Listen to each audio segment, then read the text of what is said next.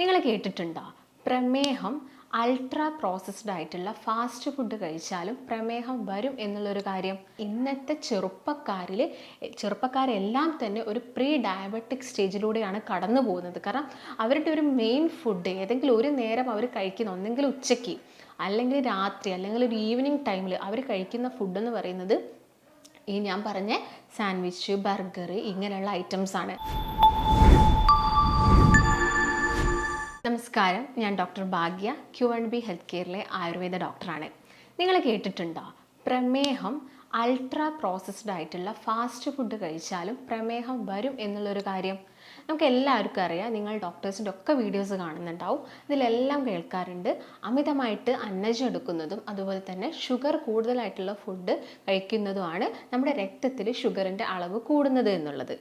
അതുപോലെ തന്നെ നമ്മുടെ ശരീരത്തിൽ ഷുഗർ വരാനുള്ളൊരു മെയിൻ റീസണാണ് നിങ്ങൾ കഴിക്കുന്ന ഫാസ്റ്റ് ഫുഡ്, അതും അൾട്രാ പ്രോസസ്ഡ് ആയിട്ടുള്ള.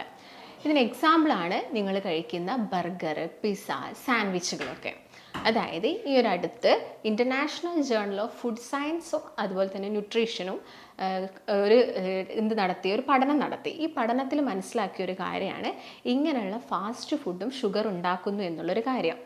അവർ പഠനം നടത്തിയപ്പം അവർ രണ്ടൊരു കാറ്റഗറി ആയിട്ടാണ് വിഭജിച്ചിരിക്കുന്നത്. അതായത് AGE എന്ന് പറയുന്നത് അഡ്വാൻസ്ഡ് ഗ്ലൈക്കോജൻ എൻഡ് പ്രൊഡക്റ്റ് ആണ്. ഇതിൽ ലോ ആയിട്ടുള്ള ഫുഡുകളും ഉണ്ട്, അതുപോലെ തന്നെ ഹൈ ആയിട്ടുള്ള ഫുഡുകളും ഉണ്ട്.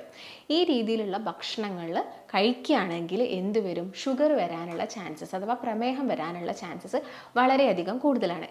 ഇതിൽ ലോ AGE ഫുഡ്സ് എന്ന് പറയുന്നത് നമ്മുടെ ശരീരത്തിൽ ഇൻസുലിൻ സെൻസിറ്റിവിറ്റി കൂട്ടുകയാണ് ചെയ്യുക. അതായത് ഇത് ഒരിക്കലും ഷുഗർ ഉണ്ടാക്കുന്നില്ല. എന്നാൽ ഹൈ AGE അടങ്ങിയിട്ടുള്ള ഫുഡുകൾ നിങ്ങൾ കഴിക്കുന്നുണ്ടെങ്കിൽ നിങ്ങൾക്ക് ഷുഗർ വരാനുള്ള ചാൻസസ് ഒരുപാട് കൂടുതലാണ്.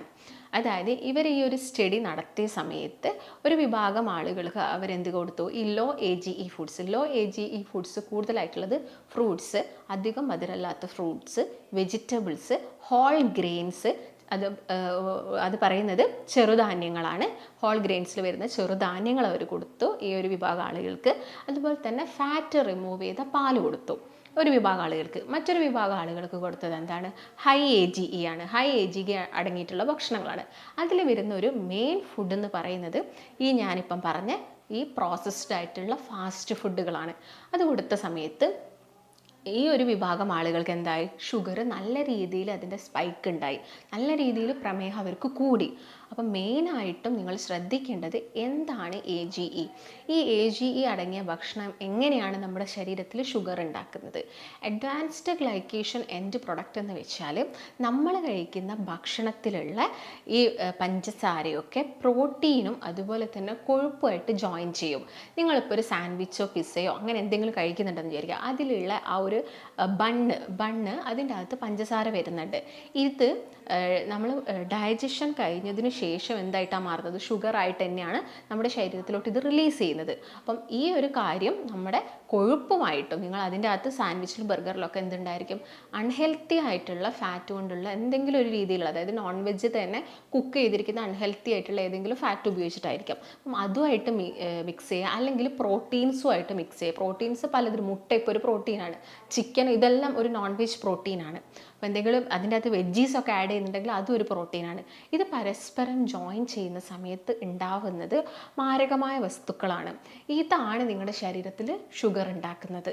അതുപോലെ തന്നെ നിങ്ങളുടെ ശരീരത്തിൽ ഷുഗർ ഉണ്ടാക്കുന്നു, കൊളസ്ട്രോൾ കൂട്ടുന്നു, അതുപോലെ തന്നെ ക്യാൻസർ പോലുള്ള അസുഖങ്ങൾ ഉണ്ടാക്കുന്നു. ഇത് അതായത് വളരെ ചെറിയ അസുഖം മുതൽ മാരകമായ ക്യാൻസർ വരെ ഉണ്ടാക്കാനുള്ളൊരു കഴിവ് ഞാൻ ഈ പറഞ്ഞ ഫാസ്റ്റ് ഫുഡിനുണ്ട്. നിങ്ങൾ വിചാരിക്കുന്നത് ഡയബറ്റീസ് എന്ന് പറയുന്നത് എപ്പോഴും കാർബോഹൈഡ്രേറ്റ്, അതായത് ചോറ് 3 നേരം കഴിക്കുക അല്ലെങ്കിൽ കൂടുതലായിട്ട് ഷുഗർ എടുക്കുക, അതും ഒരു വലിയ കാരണമാണ്. അതിൻ്റെ കൂടെ തന്നെ നിങ്ങൾ ഇതും കൂടി ഫോളോ ചെയ്യുന്നുണ്ടെങ്കിൽ, ഇത് ഞാൻ പറയാനുള്ളൊരു മെയിൻ റീസൺ ഇന്നത്തെ ചെറുപ്പക്കാരെല്ലാം തന്നെ ഒരു പ്രീ ഡയബറ്റിക് സ്റ്റേജിലൂടെയാണ് കടന്നു പോകുന്നത്. കാരണം അവരുടെ ഒരു മെയിൻ ഫുഡ് ഏതെങ്കിലും ഒരു നേരം അവർ കഴിക്കുന്ന, ഒന്നെങ്കിൽ ഉച്ചയ്ക്ക് അല്ലെങ്കിൽ രാത്രി അല്ലെങ്കിൽ ഒരു ഈവനിങ് ടൈമിൽ അവർ കഴിക്കുന്ന ഫുഡ് എന്ന് പറയുന്നത് ഈ ഞാൻ പറഞ്ഞ സാൻഡ്വിച്ച്, ബർഗർ ഇങ്ങനെയുള്ള ഐറ്റംസ് ആണ്.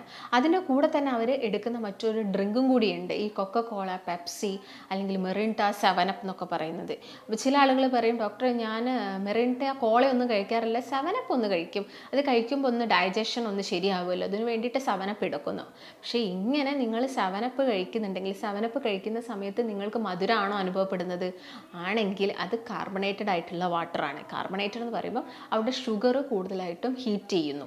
അതായത് ഞാൻ നേരത്തെ പറഞ്ഞ പോലത്തുള്ള പ്രോസസ്ഡ് ഫുഡും ഉണ്ടാക്കുമ്പോൾ അവർ കൂടുതലായിട്ടും ഹൈ ഫ്ലെയിമിലാണ്, അതായത് നന്നായിട്ട് അവർ ഫ്രൈ ചെയ്യുകയോ റോസ്റ്റ് ചെയ്യുകയോ ചെയ്യുന്നുണ്ട്. അതിനുള്ളിൽ വെക്കുന്ന കാര്യങ്ങളൊക്കെ, ഇപ്പോൾ ബർഗറിലൊക്കെ ആണെങ്കിൽ അതിനുള്ളിൽ വെക്കുന്ന പാറ്റിയൊക്കെ നന്നായിട്ട് എന്ത് ചെയ്യുന്നുണ്ട്, ചൂടാക്കുന്നുണ്ട്, അല്ലെങ്കിൽ റോസ്റ്റ് ചെയ്യുന്നുണ്ട്.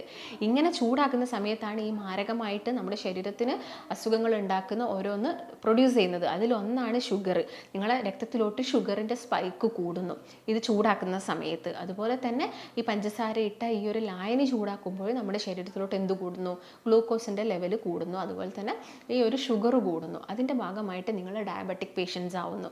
ഇപ്പം ഇന്ത്യ എന്ന് പറയുന്നത് എന്താണ്, ക്യാപിറ്റലാണ് എന്തിൻ്റെ, വേൾഡിൽ ഷുഗർ ഡയബറ്റീസിൻ്റെ ക്യാപിറ്റൽ രാജ്യമായിട്ട് നമുക്ക് എന്തിനെ പറയാം, ഇന്ത്യനെ നമുക്ക് പറയാൻ സാധിക്കും. കാരണം അത്രയും ഇന്ത്യയിൽ ഷുഗർ പേഷ്യൻസ് കൂടി വരികയാണ്.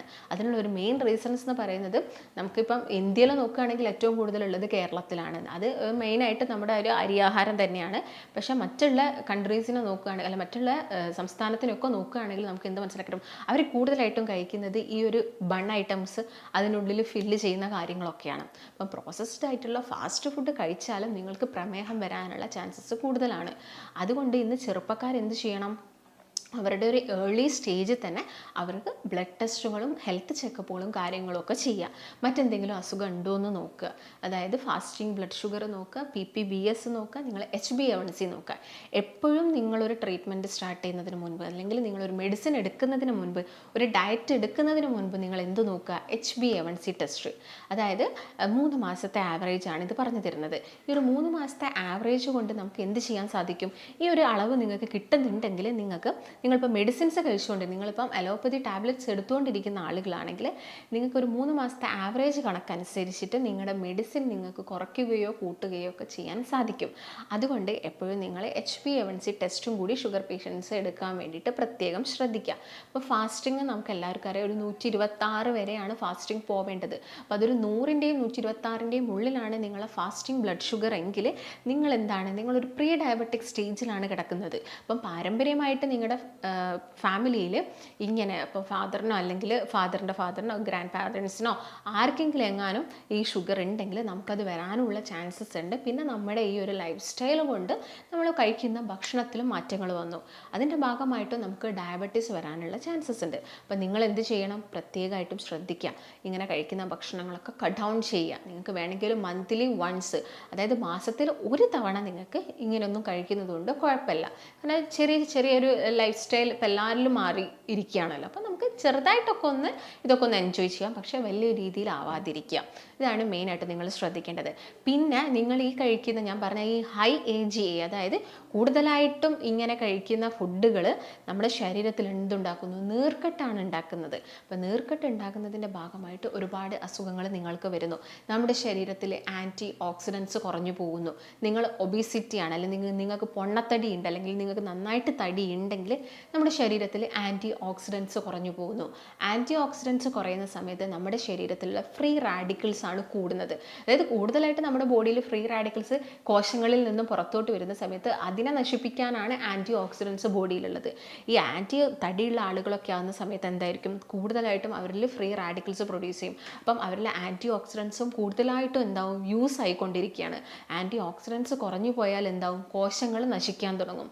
കോശങ്ങൾ നശിച്ചാൽ നമുക്ക് പല രീതിയിലുള്ള അസുഖങ്ങൾ, ഈവൻ ക്യാൻസർ വരെ വരുന്നത് എങ്ങനെയാണ്, ഈ ഒരു കാര്യം നമ്മളെ ശരീരത്തിൽ ഫ്രീ റാഡിക്കൽസ് നമ്മുടെ ബോഡിയിൽ കൂടുന്നത് കൊണ്ടാണ്. അതുകൊണ്ട് നമ്മുടെ ഫോർ ഫാദേഴ്സ്, അതായത് നമ്മുടെ പണ്ട് കാലത്തുള്ള നമ്മുടെ പാരൻസിൻ്റെയൊക്കെ ആ ഒരു സമയത്തൊക്കെ ഇങ്ങനെയുള്ള അസുഖങ്ങളൊക്കെ കുറവായിരുന്നു. കാരണം അവരുടെ ഫുഡ് അങ്ങനെയായിരുന്നു. അവർ വളരെ ചിട്ടയായിട്ട് കൃത്യമായിട്ട് കറക്റ്റ് സമയത്ത് വളരെ ചെറിയൊരു അമൗണ്ടിൽ മാത്രമായിരുന്നു ഫുഡ് കഴിച്ചുകൊണ്ടിരുന്നത്. ഫുഡ് കഴിച്ചു കഴിഞ്ഞാലും അവരുടെ ശരീരത്തിൽ അത്യാവശ്യം നല്ല രീതിയിലുള്ള വ്യായാമങ്ങളും കാര്യങ്ങളും ഒക്കെ ഉണ്ടായിരുന്നു.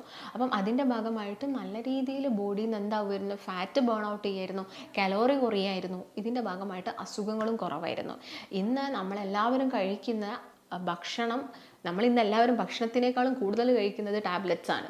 അതിനുള്ളൊരു റീസൺ എന്ന് പറയുന്നത് നമ്മൾ കഴിക്കുന്ന ഭക്ഷണം കൊണ്ടാണ്. അപ്പം നിങ്ങൾ ഇക്കാര്യങ്ങളൊക്കെ പ്രത്യേകം ശ്രദ്ധിക്കുക. അപ്പം നിങ്ങൾ കഴിക്കുന്ന സമയത്ത് ലോ AGE വരുന്ന ഫുഡുകൾ ഏതാണ്, ഹൈ AGE വരുന്ന ഫുഡുകൾ ഏതാണ് എന്നുള്ള കാര്യങ്ങളൊക്കെ മനസ്സിലാക്കിയിട്ട് നിങ്ങളുടെ ഡയറ്റ് കൃത്യമായ രീതിയിൽ കൊണ്ടുപോവുകയാണെങ്കിൽ നമുക്ക് ഡയബറ്റീസിനെ വളരെ ഈസി ആയിട്ട് കൺട്രോൾ ചെയ്യാൻ സാധിക്കും.